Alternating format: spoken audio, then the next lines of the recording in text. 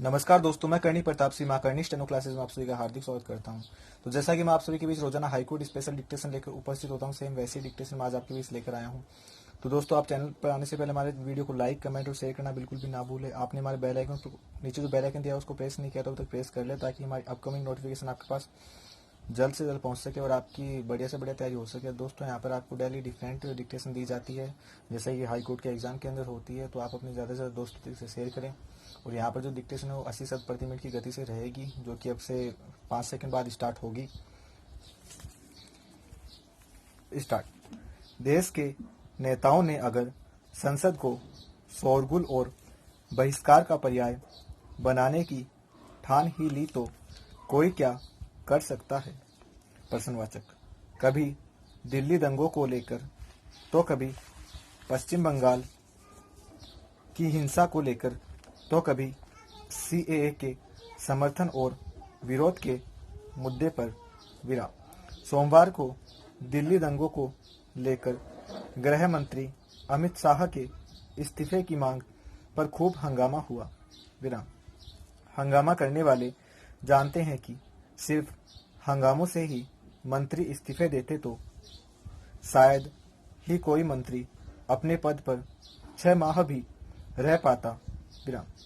दिल्ली में पिछले 2 महीनों से जो हो रहा है समूचा देश देख रहा है। विराम। लगता है कि दिल्ली में लगी आग को बुझाने से अधिक चिंता राजनीतिक दलों को उस आग पर राजनीतिक रोटियां सेकने की है। विराम। केंद्र में सत्तारूढ़ भाजपा ने अगर हिंसा पर काबू पाने की ठोस पहल नहीं की तो उसकी भरपूर निंदा की जानी चाहिए। विराम। गृह मंत्री ही क्यों, प्रधानमंत्री से भी इस्तीफा मांगा जाना चाहिए। विराम। लेकिन हालात को सामान्य करने के लिए सत्ता पक्ष और प्रतिपक्ष की समान जिम्मेदारी है, इस बात से इनकार नहीं किया जा सकता। विराम। नेताओं को चाहिए कि ऐसे माहौल में वे उकसाने वाली बयानबाजी से बचे। विराम। पैरा। स्वामी दयानंद के संबंध में कहा गया है कि वे उच्च कोटि के एक निर्भीक दूत एवं समाज सुधारक थे। विराम।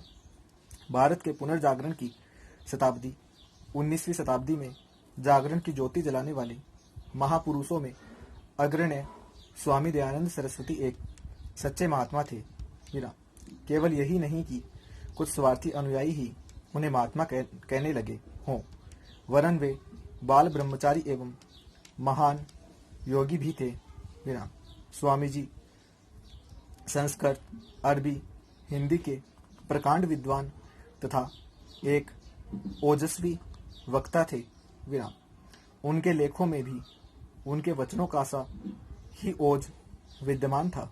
विराम। जकारिया ने सत्य ही कहा है कि स्वामी दयानंद जाति और वर्ग के भेद को समाप्त करना चाहते थे। विराम। वे धर्म में एकता लाकर अपने आर्य धर्म को सब धर्मों के स्थान पर एक राष्ट्रीय धर्म बनाना चाहते थे। विराम। धर्म सुधारक के साथ साथ वे एक समाज सुधारक भी थे। विराम। उन्होंने जीवन पर्यंत यह प्रयत्न किया कि देश तथा समाज बुराइयों से मुक्त हो। विराम। उस समय हिंदू समाज के दुर्दिन थे। विराम। वह अंधविश्वासों, कुरीतियों व कुप्रथाओं के बोझ के नीचे दबा जा रहा था। विराम। पैरा। एकता परिषद की भारत से शुरू हुई जय जगत पद यात्रा आर्मेनिया में गोरिस शहर से आगे हारजिस, नोरावन, शिशियान, आगे घाकोट, सारानांकुक, वायोत्स जोर से होते हुए सारावान शहर तक पहुंच चुकी है। विराम। हमारा कारवां आगे बढ़ रहा है। विराम।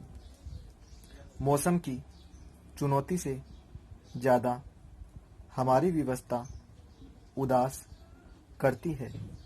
जब दिल्ली की हिंसक घटनाओं के बारे में पढ़ते हैं। विराम।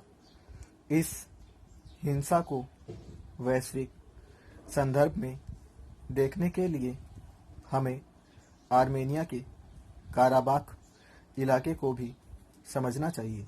विराम। इसे आर्मेनिया के लोग आर्टसाक भी कहते हैं। विराम। यह आर्मेनिया, अजरबैजान का कश्मीर भी कहा जा सकता है। विराम। यह इलाका 1988 से अजरबैजान और आर्मेनिया के बीच